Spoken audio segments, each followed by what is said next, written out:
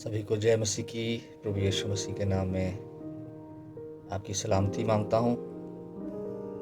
एक छोटे से विषय पर आज मैं आपसे बात करना चाहता हूँ। प्रभु के दासों के बारे में, प्रभु के सेवकों के बारे में। बहुत सी बार ऐसा होता है कि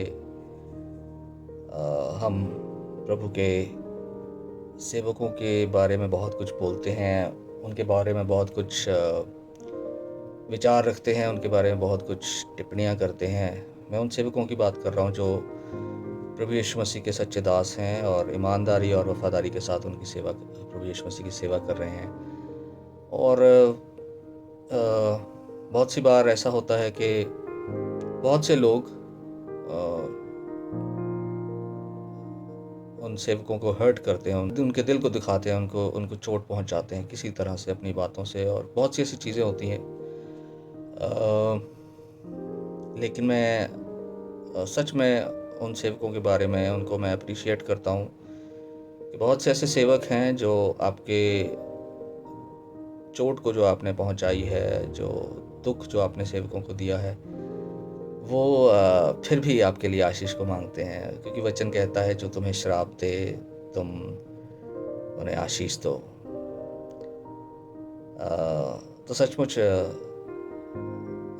आपको मैं इनकरेज करना चाहता हूँ कि जब कभी भी आप किसी सेवक के बारे में, किसी प्रभु के दास के बारे में कुछ भी ऐसी बात करते हैं तो ज़रूर से उसको सोचिए, समझिए। अगर आप किसी वजह से परमेश्वर के दास को हर्ट कर रहे हैं, उसके दिल को दुखा रहे हैं, तो परमेश्वर का वचन इस बात को कहता है कि परमेश्वर के दासों को उसने अपनी आँख की पुतली के समान बनाया हुआ है।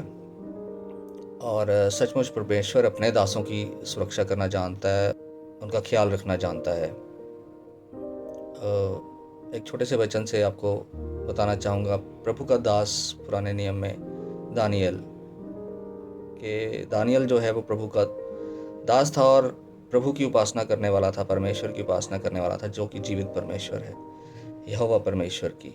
लेकिन जब वो दारा राजा के यहाँ पर था और बहुत से उसके कोलीग्स जो थे, अधिपति थे, प्रधान थे, वो उसको लाइक नहीं करते थे, उसको पसंद नहीं करते थे, और उन्होंने उसके खिलाफ षड्यंत्र रचा।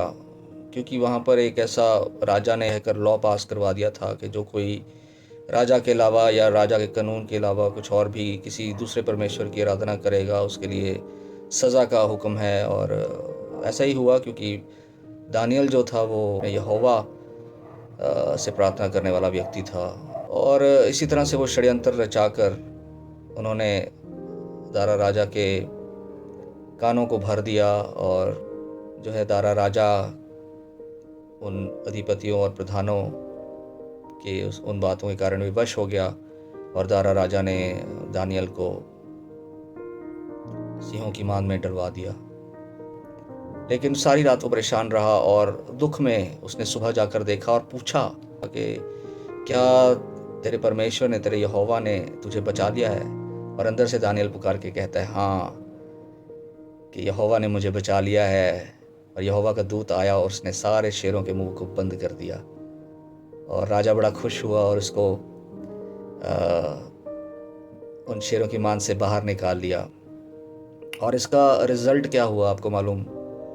परमेश्वर के दास के विरोध में, दानियल के विरोध में जो भी षड्यंत्र रचा गया था, उसका जो रिजल्ट हुआ वो बहुत भयानक हुआ।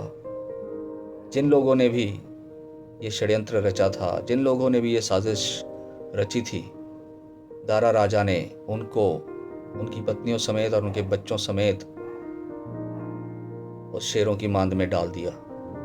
और वचन कहता है कि अभी तक वो पेंदी पर भी नहीं पहुंचे थे कि शेरों ने उनको खा लिया, यहां तक कि उनकी हड्डियां भी चबा ली। परमेश्वर का वचन बताता है कि जब आप किसी के दास, किसी प्रभु के किसी भी दास को चोट पहुंचाते हैं, आप उसको हर्ट करते हैं आपके किसी भी एक्शन से, है ना, तो प्रभु जलन रखने वाला परमेश्वर है। प्रभु ने अपनी आंख की पुतली के मानंद अपने दासों को संभाल कर रखा है। मैं उन दासों की बात कर रहा हूँ जो सच्ची सेवकाई करते हैं, ईमानदारी से करते हैं, वफादारी के साथ करते हैं, और परमेश्वर के वचन के अनुसार कलीसिया को सिखाते हैं, समझाते हैं और परमेश्वर का वचन बताते हैं। तो मैं आपको इनकरेज करना चाहता हूँ इस कहानी के द्वारा, इस बात के द्वारा, कि कभी भी परमेश्वर के सच्चे दासों को हर्ट ना करें, उनको तकलीफ़ ना दें, उनका आदर करें और उनको हर्ट ना करें। प्रभु आपको आशीष दे। God bless you all. जय मसीह की।